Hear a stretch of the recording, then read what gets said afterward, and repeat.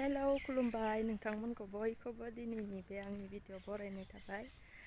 आङो लामायाव फैदों नै मिस्टारखौ आङो माबा लायनो होदों माने मटर पेकेट ओंखाम खहाबा जादों ओंखायनो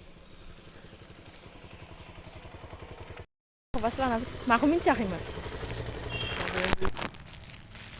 आं बै मोनसे गोथां गोसाखौसो बिहरदोंमोन बेखौसो लाना फैदों। ओंखाम सोमजानो नागिरदों ओमफ्राय ओरैनो गोजा खहाबा मोनदों ओमफ्राय ओंखामखौ दै सोमना दोनखादोंमोन आं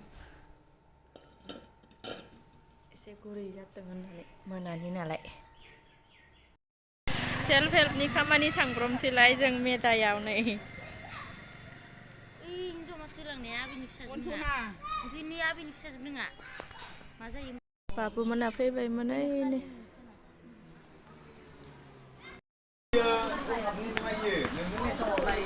मानसि गोदोरनिसो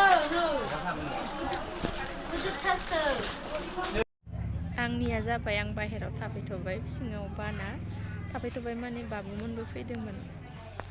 बाबुखौ लानानै बिफाया ओरैनो बेरायनो फैदोंमोन ओमफ्राय दानि थांफानोसै दे होनना दोननाय जानायखाय ओमफ्राय फैबाय आरो बहा थांखोबा ना ओइ फैदों खोमा र' ओइनि फैदों दौहोलां आंबो जाहोलां जाबाय नै बाबुआ सानाव उन्दुवासै नालाय दा थाब उन्दुगोन बियो दा आं जानाय जागोना जाला मिथिला जायखिया जाबाय बाबुखौ दौनाय फासे ओमफ्राय भिडिअखौ बेखिनियावनो दोननोसै जायफोरा नायबाय बिसोरनिसिम थेंक इउ स' माच नेक्स्ट भिडिअआव लोगो मोनसिगोन बाय बाय।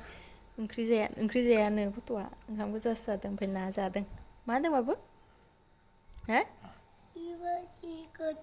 दालि होनायखौ जानोसैलाय दे होमबा।